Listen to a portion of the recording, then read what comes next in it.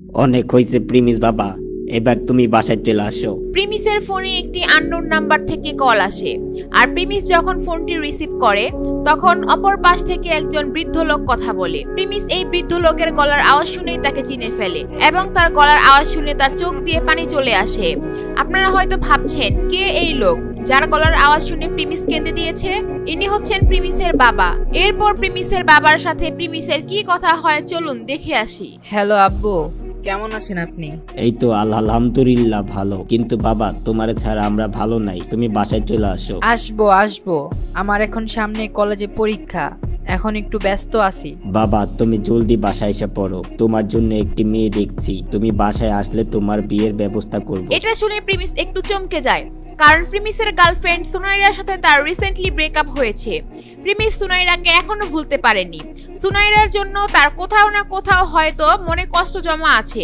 এরপর প্রিমিস বলে, আব্বু ওইগুলা পরে দেখা যাবে, আমি এখন একটু কল রাখি, কলেজে আসি, একটু ব্যস্ত, পরে ফোন দিবনে। এটা বলে প্রিমিস ফোন কেটে দেয়, কারণ প্রিমিসের মনটা খুব খারাপ ছিল। আর ঠিক সেই সময় ওইখানে হাজির হয় প্রিমিসের বন্ধুরা। তারা ক্লাস থেকে এখানে আসে শুধু প্রিমিসের জন্য, কারণ তারা জানে আজকে প্রিমিসের অনেক মন খারাপ। তাই পাখি বলে, প্রিমিস মন খারাপ করো না, যা হইছে ভালোর জন্যই হইছে। সুনাইরার আসল চেহারা আমাদের সামনে চলে আসছে। এটা যদি আরো দেরিতে হইতো তাহলে তুমি আরো বেশি কষ্ট পাইতা। সুনাইরাকে নিয়ে তোমার আর কোনো চিন্তা করার দরকার নাই। এখানে পাখি কি প্রিমিসকে সান্ত্বনা দেওয়ার জন্য চেষ্টা করছিল, নাকি পাখির মনেও প্রিমিসের জন্য ভালোবাসা ছিল, এগুলো আমরা পরে জানবো। এরপর প্রিমিসের বন্ধু দিবস বলে, আরে প্রিমিস বন্ধু, টেনশন করার কিচ্ছু নাই, একটা গেলে আরেকটা আইবো, আমরা তো আছি তোর সাথে নাকি? প্রিমিস তুমি আজকে সুনাইরার কাছ থেকে মুক্ত হইছো, এই উপলক্ষে আজকে আমি তোমারে ট্রিট দিমু। বন্ধু চলো আজকে আমরা বাইরে গিয়ে খাওয়া দাওয়া করি, অনেকদিন হয়েছে বাইরে খাওয়া দাওয়া করি না, কলেজের ক্যান্টিনের খাবার খাইতে খাইতে আমরা বোর হয়ে গেছি। এরপর তারা প্রিমিসের ডিসিশনের জন্য অপেক্ষা করছিল।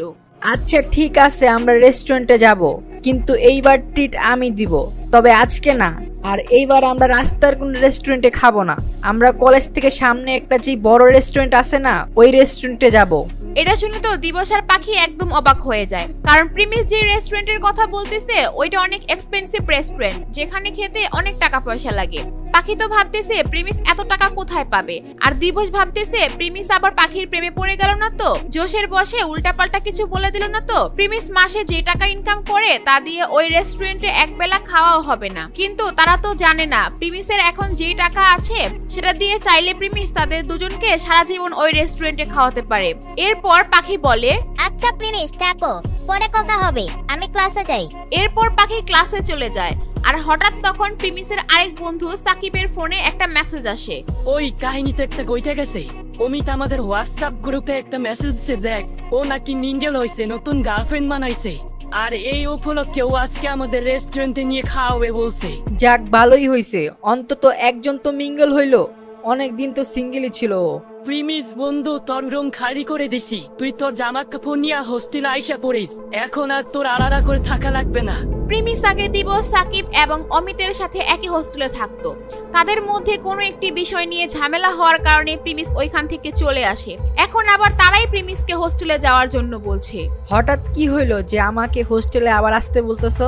আরে ভাই পরে বলবো না এগুলা, এখন তুই হোস্টেলে চল, অমিত আজকে আমাদেরকে ট্রিট দিব বলতাছে, চালু যাইতে বলছে, তুই আমাদের সাথে চল। না থাক, তোরাই যা, আমি এখান থেকে কিছু একটা খেয়ে নিব। আরে ভাই চল, এখানে একা একা বোর হয়ে যাবি, তুই আমাদের সাথে চল, আর এখন থেকে তুই আমাদের সাথে হোস্টেলে থাকবি। প্রিমিস তাদের সাথে যাওয়ার জন্য রাজি হয়ে যায়। এরপর যখন তারা হোস্টেলে যায়, ওইখানে বসে থাকে অমিত আর তার গার্লফ্রেন্ড রোশনি। এরপর অমিত তার গার্লফ্রেন্ডের সাথে সবার পরিচয় করিয়ে দেয়। বন্ধুরা, এই যে ও হচ্ছে রোশনি, আমার গার্লফ্রেন্ড, আর রোশনি এরা হচ্ছে আমার বন্ধু সাকিব, প্রিমিস আর দিবস, আমরা একসাথে হোস্টেলে থাকি।